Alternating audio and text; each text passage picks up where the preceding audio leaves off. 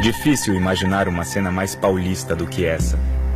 100.000 pessoas protestando embaixo de chuva na Praça da Sé.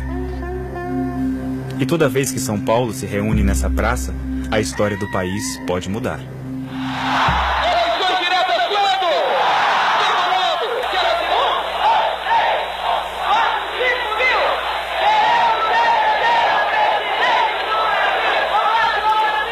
Em 1932, estavam lá Ferreirinha, estudante de Direito, Juliano Meira, jornalista de um dos maiores jornais do país, e Toledo, dono de uma barbearia no Largo São Bento. Nenhum dos três imaginava que o protesto dos paulistas naquele 25 de janeiro de 32 acabaria levando o país a uma guerra sangrenta. Envolvendo mais de 200.000 homens, inclusive eles, armados de fuzis, metralhadoras e granadas.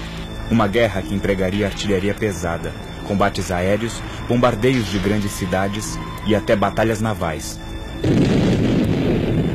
Brasileiro contra brasileiro num confronto violentíssimo. E hoje, quase ninguém sabe que tudo isso aconteceu.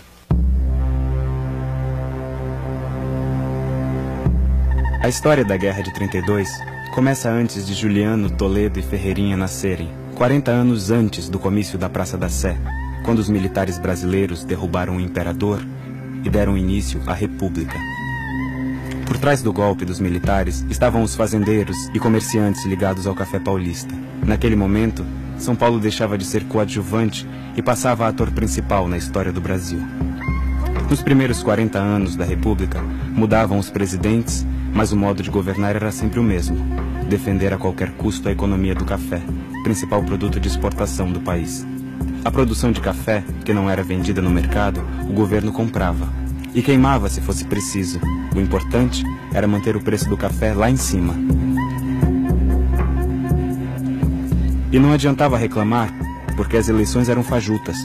Menos de 5% dos brasileiros votavam, e os resultados eram manipulados pelos partidos republicanos estaduais, controlados pelos fazendeiros. Era o auge do coronelismo e do voto de cabresto. As cidades cresciam. Milhares de imigrantes chegavam, o país mudava, mas os coronéis não percebiam. Em 1929, mesmo ano em que Toledo assumiu a barbearia do pai, Juliano começou a trabalhar no jornal e Ferreirinha entrou na faculdade de Direito, a Bolsa de Nova York quebrou. O abalo da economia internacional causou forte crise no mercado do café. O desemprego e a fome aumentaram. No Brasil, as reivindicações dos trabalhadores eram resolvidas pela polícia com prisões e pancadas. A classe média, que já não tinha espaço político, sentiu-se estrangulada economicamente. Uma das poucas alternativas que os jovens da classe média tinham era seguir a carreira militar: cabo, sargento, tenente. Foram justamente os tenentes, que usavam armas como ferramenta de trabalho, que deram um basta na velha república. Em 1929, os fazendeiros do café paulista brigaram com os fazendeiros do leite de Minas Gerais. Os tenentes aproveitaram que a política do café com leite azedou e fizeram uma grande rebelião, tomando o controle dos quartéis no Brasil inteiro. Era a Revolução de 30. A ação dos tenentes nos quartéis recebeu o imediato apoio da população nas ruas. O presidente Washington Luiz foi derrubado e mandado para o exílio.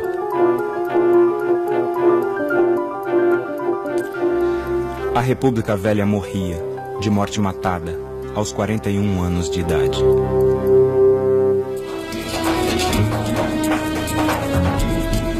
Os tenentes colocaram na presidência da República o candidato que tinha enfrentado os velhos republicanos na eleição anterior, o gaúcho Getúlio Vargas.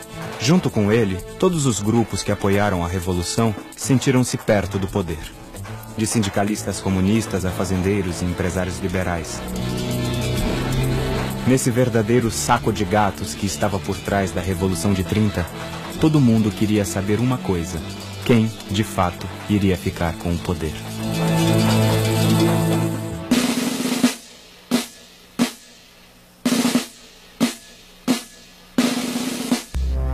Em São Paulo, jovens liberais do Partido Democrático apoiaram a Revolução de 30.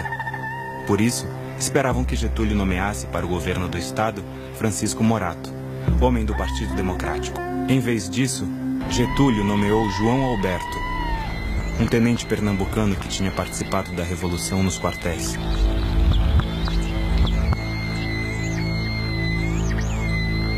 A decisão irritou os liberais paulistas.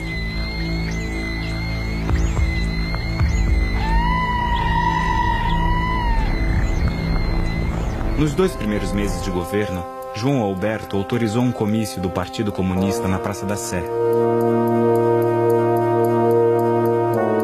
Decretou um aumento salarial de 5% e jornada de trabalho de 40 horas para os trabalhadores das fábricas. E ainda distribuiu para os tenentes revolucionários terras de fazendeiros endividados com o Banco do Estado. Os liberais do Partido Democrático desejavam que a Revolução de 30 desse uma leve modernizada no país, sem mudanças radicais que ameaçassem os seus privilégios. Mas depois do primeiro mês de João Alberto no governo de São Paulo, os liberais paulistas começaram a desconfiar que os tenentes pudessem estar ligados aos comunistas, buscando mudanças profundas.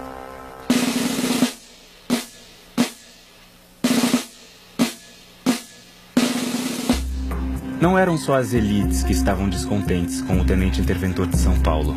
Os pequenos comerciantes e funcionários públicos paulistas também se irritaram quando João Alberto começou a distribuir os cargos públicos do governo paulista entre os seus colegas militares que chegavam de outros estados.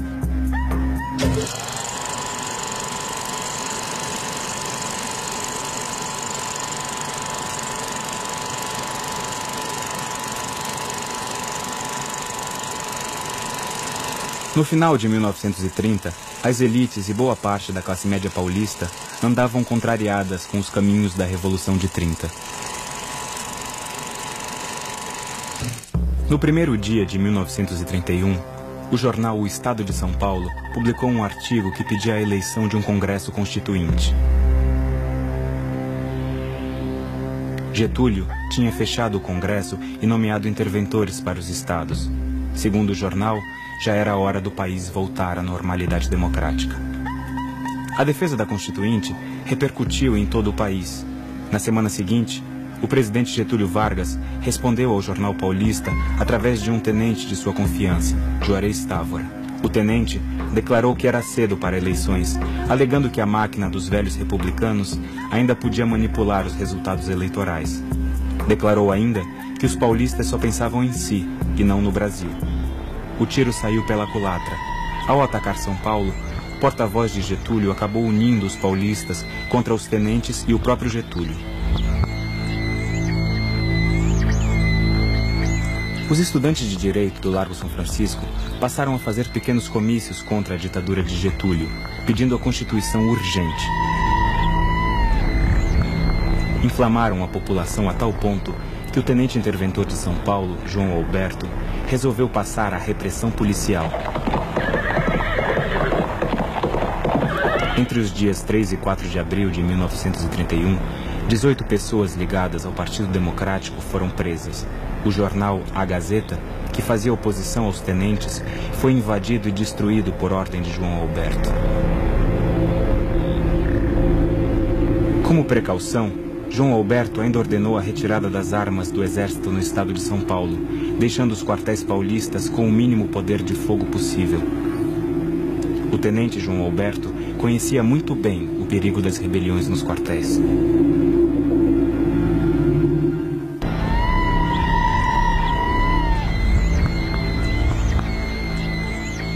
A causa paulista por eleições e Constituição ganhou adeptos no Rio Grande do Sul e no próprio Rio de Janeiro, capital do país na época. Getúlio e os tenentes viam o cerco se fechar contra eles. Para evitar que a casa caísse e acalmar os ânimos dos paulistas, Getúlio resolveu tirar João Alberto de São Paulo e nomeá-lo chefe de polícia no Rio. O novo interventor nomeado no lugar de João Alberto, Coronel Rabelo, também era ligado aos tenentes.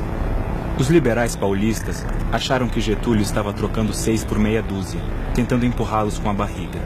Em 17 de janeiro de 32, os liberais do Partido Democrático romperam de vez com Getúlio.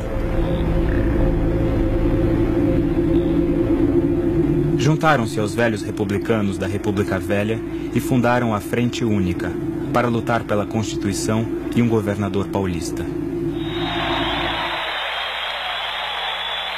No dia 25 de janeiro, foi organizado um grande comício na Praça da Sé, contra os tenentes e a ditadura de Getúlio Vargas, a favor da Constituição.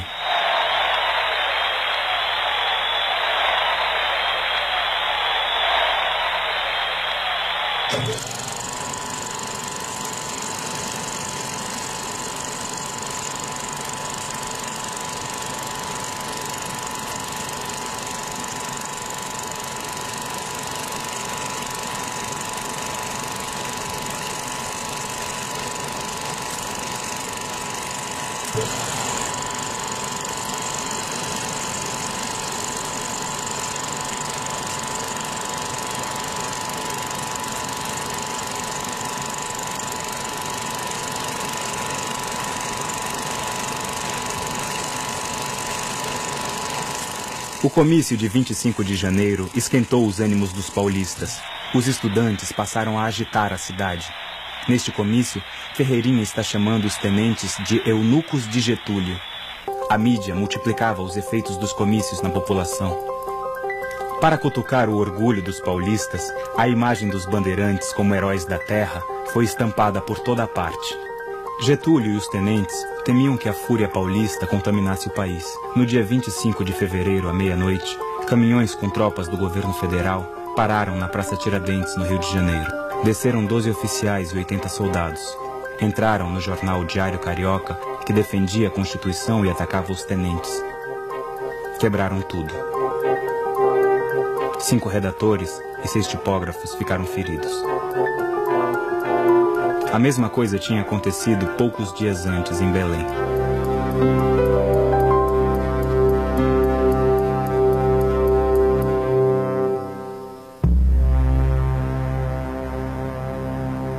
As frentes de oposição paulista e gaúcha passaram a articular suas forças para derrubar Getúlio. O clima nas ruas contagiava os militares. Em diversos pontos do país, havia militares que não gostavam de ver os tenentes mandando mais que os generais. Em São Paulo, o general Isidoro Dias Lopes e o coronel Euclides Figueiredo conversavam com o general Bertoldo Klinger, do Mato Grosso.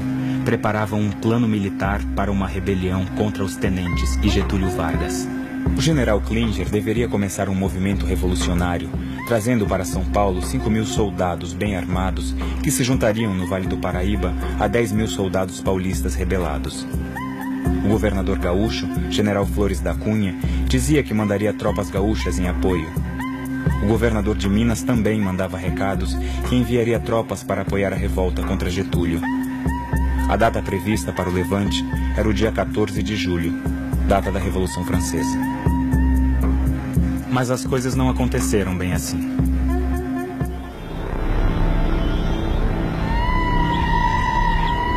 Boatos sobre a conspiração chegavam até o Rio. Para botar água fria na fervura, Getúlio prometeu ao país eleições e um congresso constituinte para o ano seguinte. Mas era tarde demais.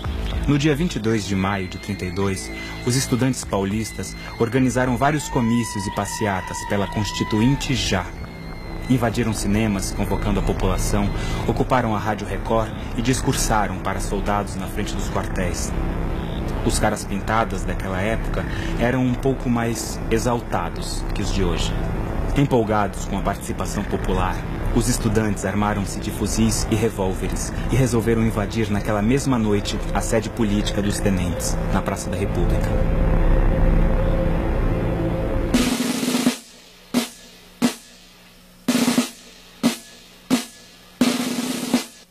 Dentro da sede política tenentista, os partidários dos tenentes tinham revólveres e uma submetralhadora. Os estudantes atacaram. Disparavam da Praça da República de peito aberto. Eram alvos fáceis para os tenentistas trancados no quarto andar. O tiroteio foi longo. Era muita gente, nós éramos muitos. Quisemos abrir a porta do prédio e não conseguimos. Apareceram umas escadas. O primeiro a subir foi o Martins. Subiu por uma das escadas e também não demorou a cair. com o peito picotado por uma rajada. A batalha terminou às 4 da manhã do dia 23 de maio, com os corpos de 4 estudantes estendidos no chão da praça, mortos. Um deles tinha apenas 14 anos.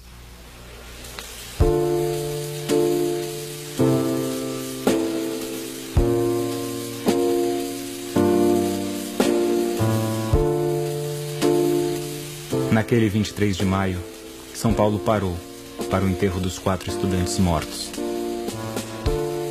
Nos dias seguintes ao 23 de maio, os estudantes fundaram o MMDC, sigla formada com as iniciais dos 4 estudantes, Miragaia, Martins, Drauzio e Camargo.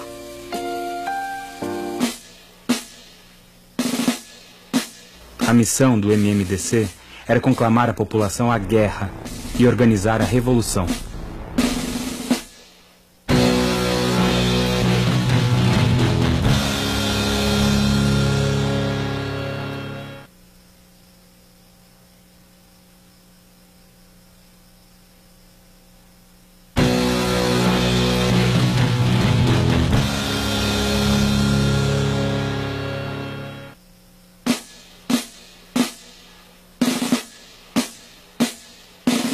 A morte dos estudantes no tiroteio contra os tenentistas na madrugada de 23 de maio pressionou os militares que conspiravam contra Getúlio a anteciparem a data da Revolução. No dia 8 de julho, o general Klinger recusou-se a obedecer ordens de Getúlio no Mato Grosso e foi demitido. No dia 9 de julho, o general Isidoro Dias Lopes convocou uma reunião de líderes revolucionários na rua Sergipe, número 37, em São Paulo. O general Lopes propôs a imediata deflagração do movimento, temendo que Getúlio demitisse todos os militares que conspiravam. Alguns militares presentes temiam que a precipitação pudesse deixar de fora as tropas gaúchas e mineiras. Mas o argumento do general Lopes saiu vencedor. Foi decidido. Na noite daquele 9 de julho, seria aceso o estopim de uma nova revolução.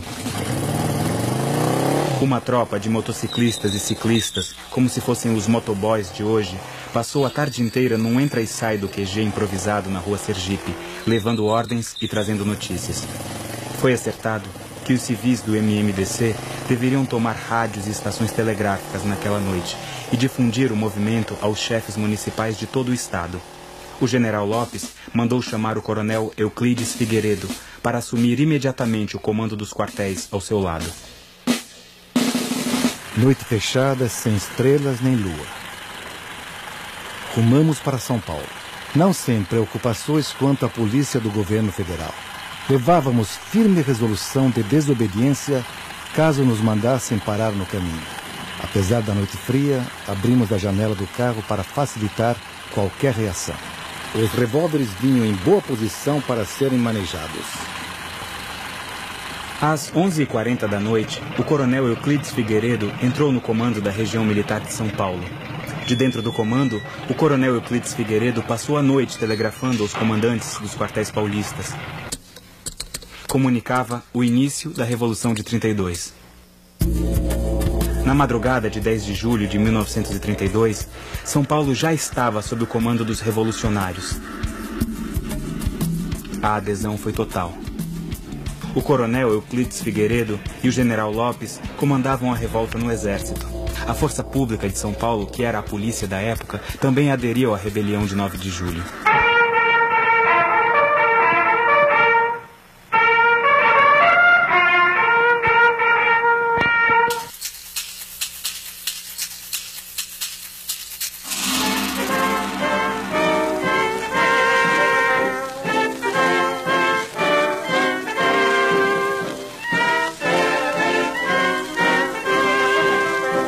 Ao amanhecer do dia 10, as primeiras tropas paulistas desfilavam pelas ruas da cidade para o delírio da multidão. As tropas partiram de trem para a Serra da Mantiqueira, a meio caminho da capital federal. De repente o trem parte e aquelas mulheres todas começaram a chorar copiosamente, porque afinal os maridos, os filhos, os irmãos iam para a guerra.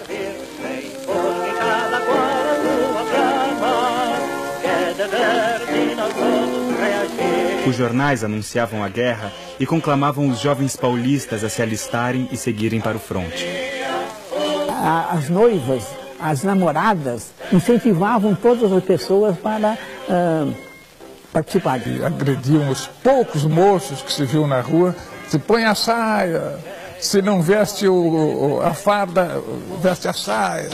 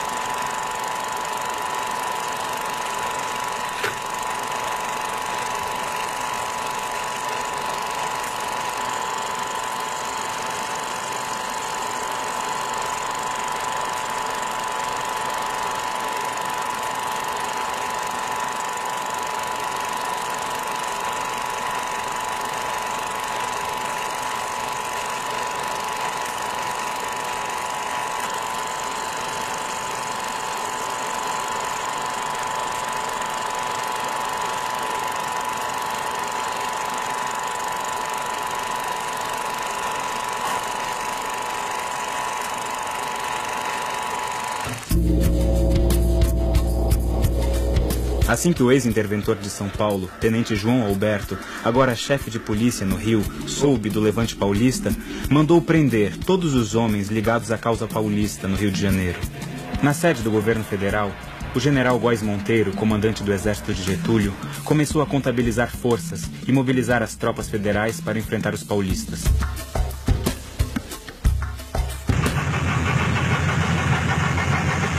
As tropas paulistas que saíram de trem sob o comando do coronel Euclides Figueiredo estacionaram na Serra da Mantiqueira e ocuparam o túnel da Estrada de Ferro Central do Brasil, ponto estratégico para o deslocamento de tropas entre Rio e São Paulo.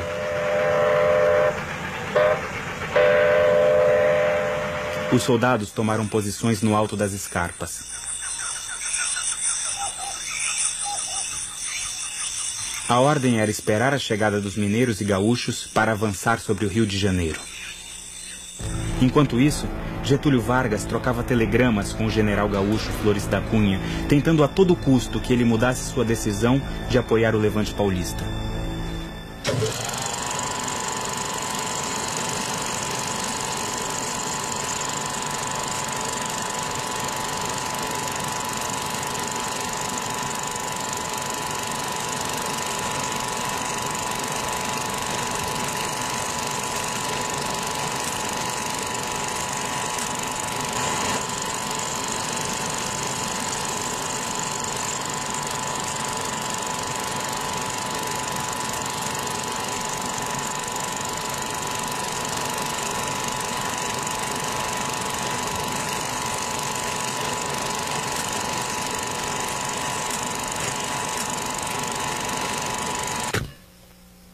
Marca o passo, soldado não vê, que esta terra foi ele quem fez. Depois de ocupar a região do túnel, o Comando Militar Paulista passou a enviar batalhões de voluntários e soldados da Força Pública para o sul do estado. Os homens partiam alegres, achavam que estavam indo confraternizar-se com tropas aliadas que chegavam do sul.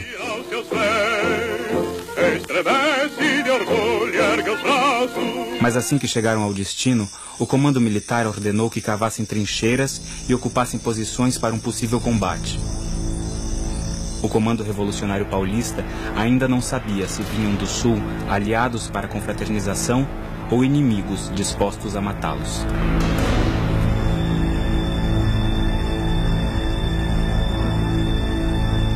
Em 12 de julho, o general Klinger finalmente chegou do Mato Grosso. Mas vinha acompanhado apenas de alguns oficiais. Como havia sido demitido antes da hora por Getúlio, o general Klinger não conseguiu levantar os quartéis. Por isso, as esperadas tropas de 5.000 soldados não vieram, nem a artilharia pesada que os comandantes paulistas tanto esperavam. Como se fosse pouco, do Rio de Janeiro ainda chegava mais uma notícia ameaçadora. Navios de guerra da Marinha haviam partido da Baía da Guanabara em direção ao litoral paulista.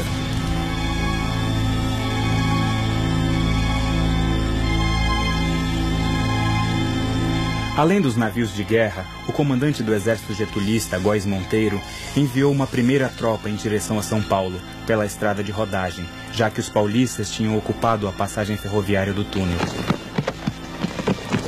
Na altura de São José do Barreiro, toparam de frente com a infantaria da Força Pública Paulista.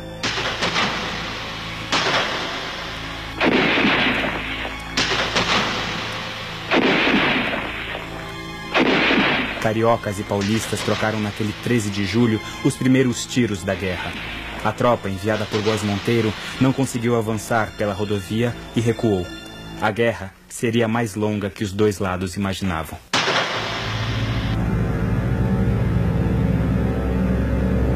As tropas do coronel mineiro Eurico Dutra chegaram à região do túnel no dia 15 de julho, ao meio-dia, acabando com as dúvidas sobre o recado que o coronel havia mandado 3 dias antes. Os mineiros chegaram atirando. Os soldados paulistas não tiveram tempo para lamentações.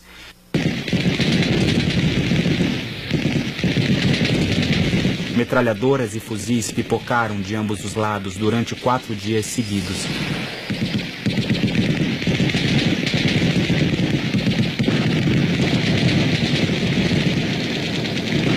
Os paulistas perderam algumas posições, mas conseguiram manter o estratégico túnel sob o seu controle.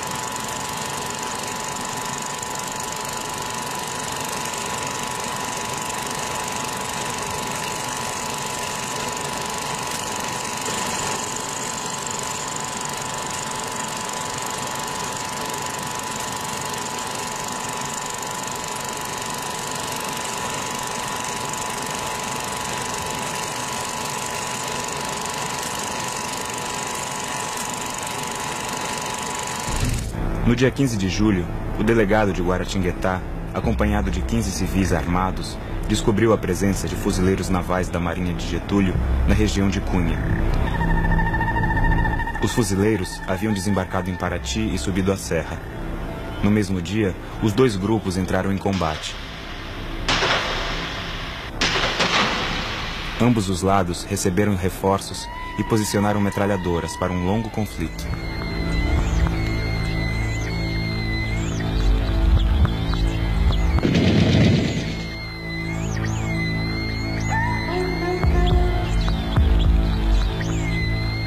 Na frente sul, os paulistas que esperavam os gaúchos para a festa também tiveram uma grande surpresa.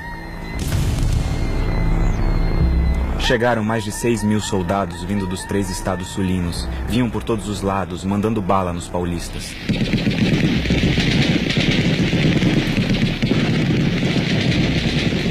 A cavalaria gaúcha era a mais temível força militar terrestre do Brasil.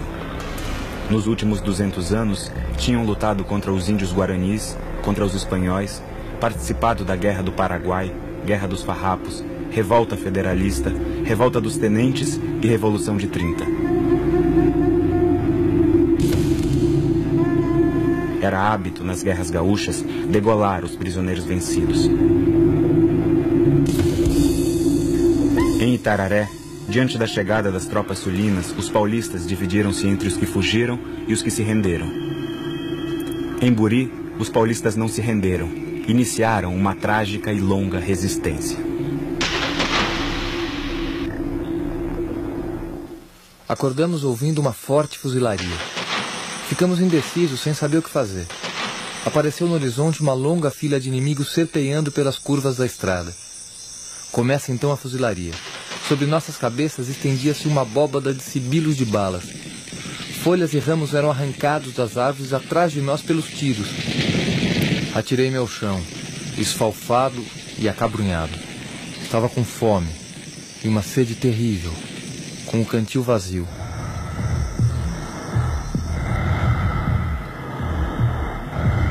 Terminado o primeiro mês de guerra, o Comando Militar de São Paulo possuía um quadro nada animador da situação.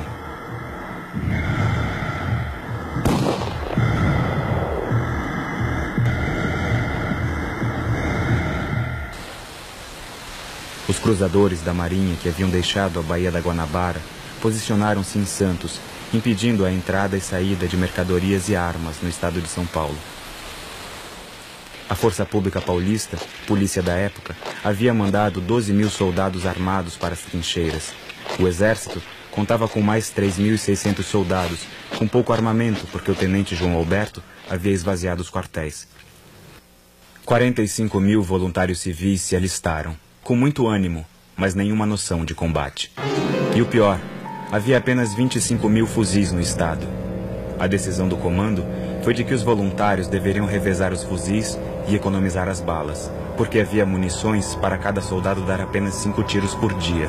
Os paulistas contavam ainda com 6 aviões no campo de Marte. Do outro lado, as tropas federais de Getúlio, com a adesão dos exércitos gaúcho e mineiro e a chegada de diversos batalhões do Nordeste, contavam com mais de 200.000 combatentes regulares. Farta munição, artilharia pesada, navios de guerra e mais de 50 aviões.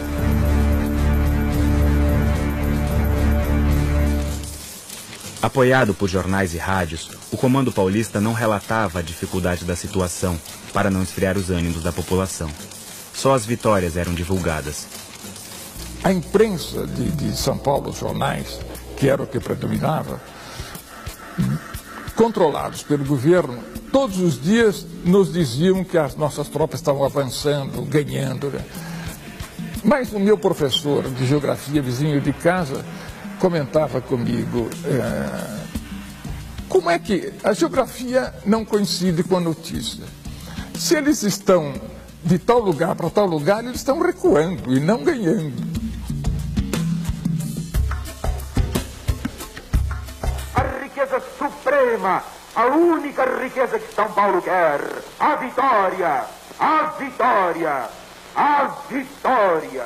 Os feitos heróicos dos combatentes se espalhavam pelo estado com incrível rapidez. As derrotas corriam como boatos atribuídos a traidores.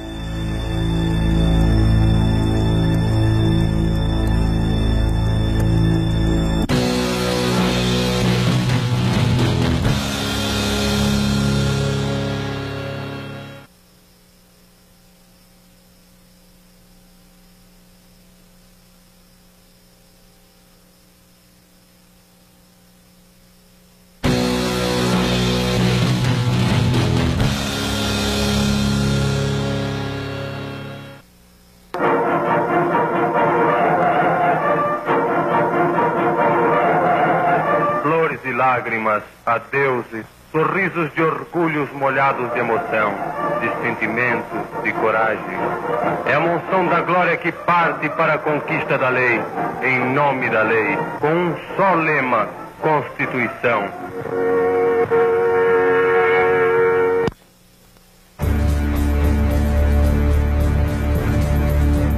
Jornais e rádios paulistas punham lenha na fogueira da guerra, acusando Getúlio de ser um ditador e usando a imagem dos bandeirantes para despertar o heroísmo nos combatentes. Do lado getulista, o país era informado que São Paulo lutava pelo retorno de seus antigos privilégios. Outra versão divulgada pelas rádios getulistas era que São Paulo estava dominada pelos italianos que queriam se separar do Brasil. O lado do governo treinava, chegou a treinar gente com fala paulista para dizer nas rádios do norte que São Paulo estava dominado por um partido comunista que tinha um chefe chamado Matarazzo, que estava separando o São Paulo da federação. e que estes comunistas que estavam dominando São Paulo iriam acabar com a religião, enforcar os padres, destruir os altares. Daí, em boa parte, o entusiasmo, o número e a veemência bélica com que legiões de nordestinos vieram brigar em São Paulo. Os dois lados lançavam panfletos dos aviões no território inimigo, apresentando suas versões para a guerra.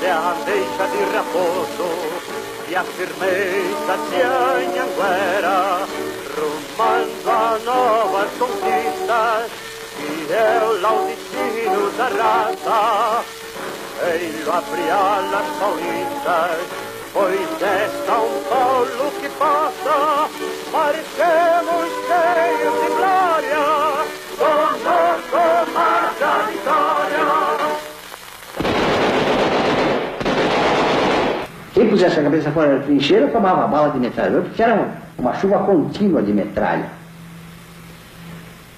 E por baixo desse guarda-chuva protetor, vinham os soldados do terceiro aerolíneo se arrastando para aproximar-se da trincheira para tomá-la de assalto.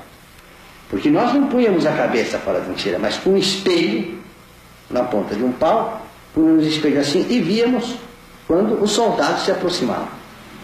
Nessa hora, granada em mão, tirava aquele grampo e de dentro da trincheira, sem pôr a cabeça para fora, jogávamos a granada em mão nos soldados.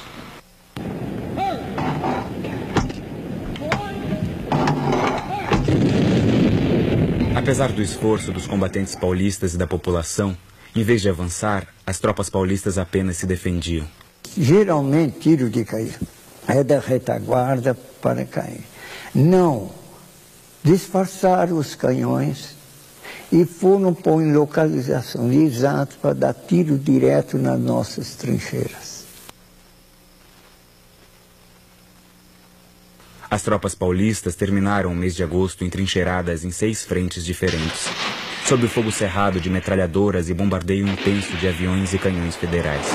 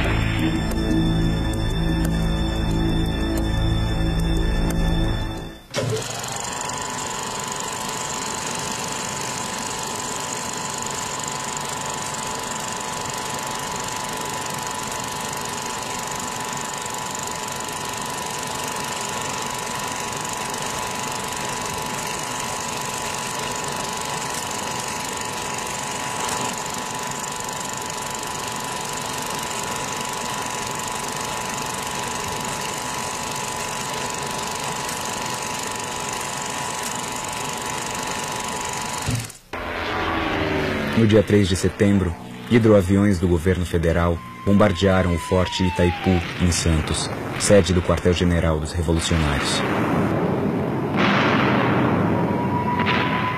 Poucos dias depois, os mesmos hidroaviões bombardearam a central elétrica de Cubatão, tentando cortar o fornecimento de eletricidade da capital.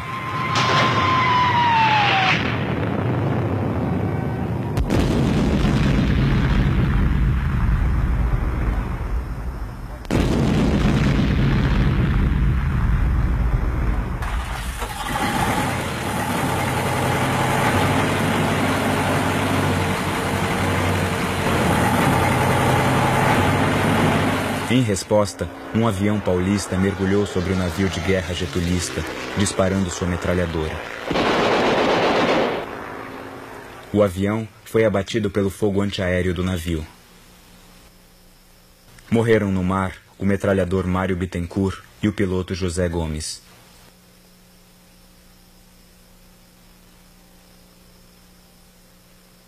Durante a Guerra de 32, Santos Dumont, que passava férias no Guarujá, ao lado do Porto de Santos, enforcou-se em seu quarto.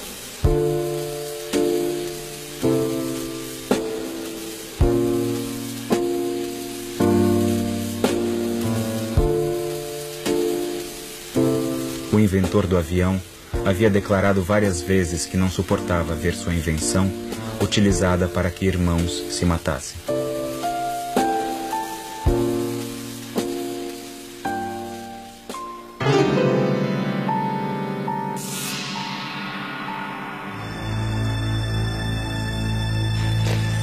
Na frente sul, milhares de soldados getulistas, comandados pelo general Valdomiro Lima, romperam a resistência paulista em agosto, após violentos combates.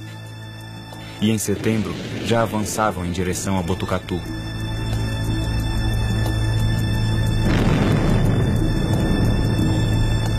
Uma noite de domingo, nós estávamos fazendo o footing na Rua Amando, que era a rua principal da cidade, quando eu percebo o povo murmurando, gritando, correndo, e num minuto a rua esvaziou.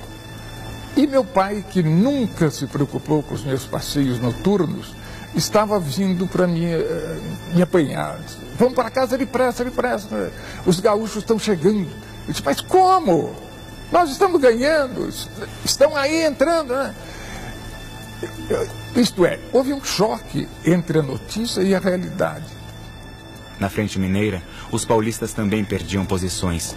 Em setembro, as tropas getulistas fechavam o cerco sobre Campinas.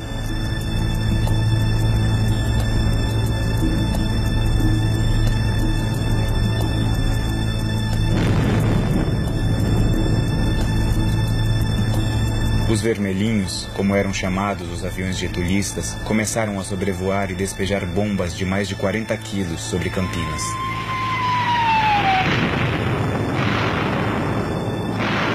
E quando vinha a serreia do jornal, tocava alto, forte, bastante quando vinha chegando os aviões. Eram 3 para jogar as bombas. E a gente se escondia embaixo da mesa. E muitos dos nossos atiradores de Campinas, da linha de tiro, etc., que não estavam na fronta, pegavam fuzis que levavam para casa e atiravam nos aviões. O pátio de manobras, de onde partiam trens para o Vale do Paraíba, e o Largo da Estação foram os primeiros alvos. Uma residência foi atingida.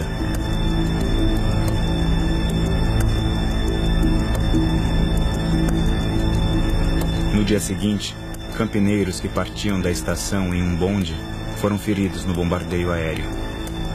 O menino Aldo Chiorato morreu. Eu estava na estação, onde caiu uma bomba e matou um menino de 8 anos. Filho do tintureiro que morava na Avenida Campos Sales. Meio Campinas acompanhou inteiro do menino. Foi uma coisa muito triste.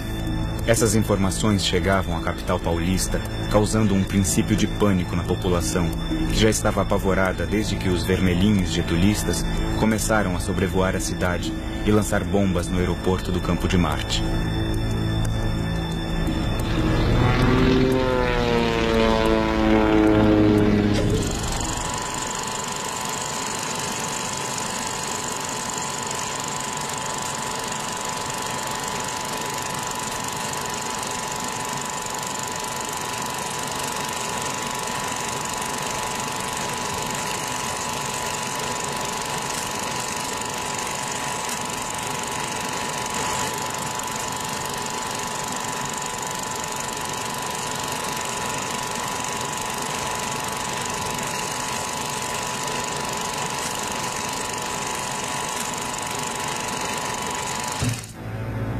No dia 12 de setembro, os paulistas perderam o túnel que as tropas do coronel Euclides haviam ocupado nos primeiros dias da Revolução.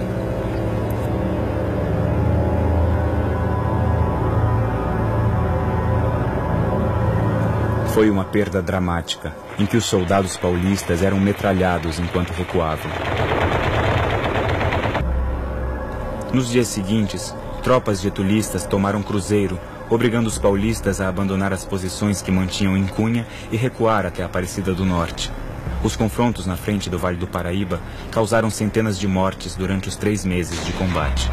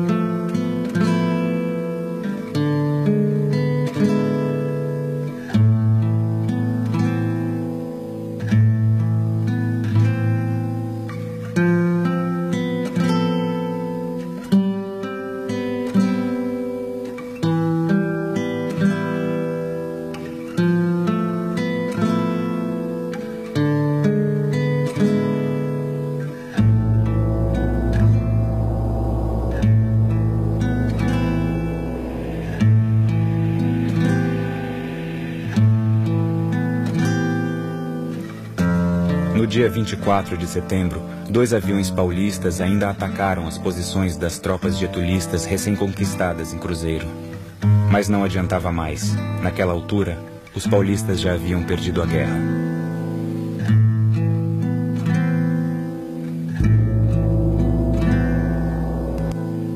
Rompidas todas as frentes, Campinas e Santos bombardeadas, o comando revolucionário e a população temiam o bombardeio e o ataque à cidade de São Paulo. À 1h da madrugada do dia 29 de setembro, o general Klinger passava um telegrama a Getúlio Vargas. Doutor Getúlio Vargas, com o ofício de não causar à nação mais sacrifícios de vida, nem danos materiais, o comando das forças constitucionalistas propõe imediata suspensão das hostilidades em todas as frentes, a fim de serem assentadas as medidas para o término da luta armada. General Berthold Klinger. Às 7h30 da manhã, chegava um telegrama com a resposta de Getúlio. General Klinger, acusando o recebimento vosso telegrama, respondo que para o fim nele proposto, deveis enviar emissário ao general Góes, para combinar com este as medidas necessárias ao encerramento das hostilidades. Getúlio Vargas. Os emissários de Klinger foram até Cruzeiro, onde o general Góes Monteiro havia postado seu comando. Góes Monteiro não aceitou o acordo proposto em que os 2 lados deveriam baixar armas. Exigia a rendição dos paulistas. O coronel Euclides Figueiredo, que havia recuado com suas tropas e estava entrincheirado perto de Aparecida, preferia lutar. Lideranças políticas em São Paulo também recusavam a rendição e defendiam a luta até o fim. Mas no dia 2 de outubro, o comandante da Força Pública Paulista, o coronel Herculano de Carvalho, mandou seus 12.000 homens baixar armas e acatar a derrota. Sem eles, o coronel Euclides Figueiredo não podia mais resistir, mas ainda assim não aceitava a rendição. Enquanto nas trincheiras os paulistas se entregavam ou simplesmente retornavam para suas casas, o coronel Euclides decidiu partir para o Mato Grosso, onde os constitucionalistas ainda lutavam. Seguiu em um trem com 55 vagões, carregados com metralhadoras, canhões e tropas dispostas a continuar a luta. Atrás dos 55 vagões ia o trem blindado.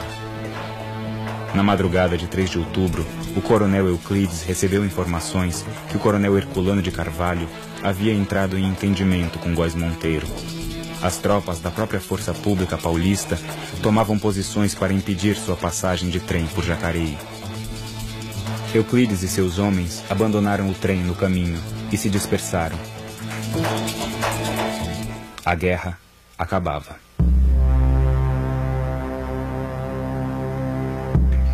Os líderes da Revolução foram presos. Os focos de resistência constitucionalista no Mato Grosso e no Rio Grande do Sul foram sufocados. Os homens da Força Pública Paulista, comandados pelo coronel Herculano de Carvalho, mudaram definitivamente de lado e passaram a obedecer Getúlio. Reprimiram o agrupamento de paulistas nas ruas e desarmaram os voluntários que voltavam para a cidade de São Paulo. No dia 6 de outubro, o general Valdomiro Lima, que comandou a vitória getulista no Sul, foi nomeado governador de São Paulo por Getúlio Vargas. Nos primeiros dias de novembro, o tenente João Alberto em pessoa embarcou os líderes civis e militares da Revolução Constitucionalista em um navio-presídio. Os líderes da Revolução de 32 foram mandados para o exílio em Lisboa.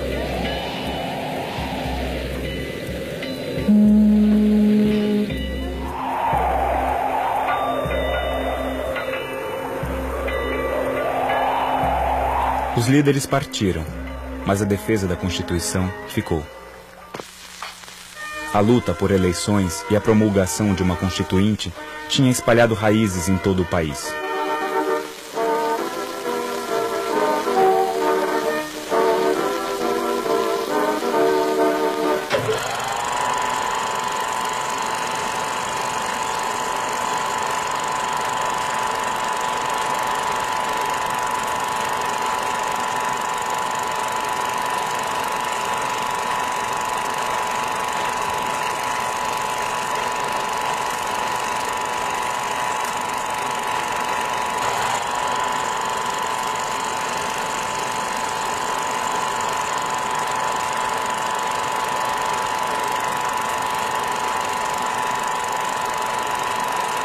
Em 1933, realizaram-se em todo o Brasil eleições para o Congresso Constituinte. Em 34, a nova Constituição foi aprovada. Em 37, Getúlio fechou novamente o Congresso e instituiu uma ditadura que durou 8 anos.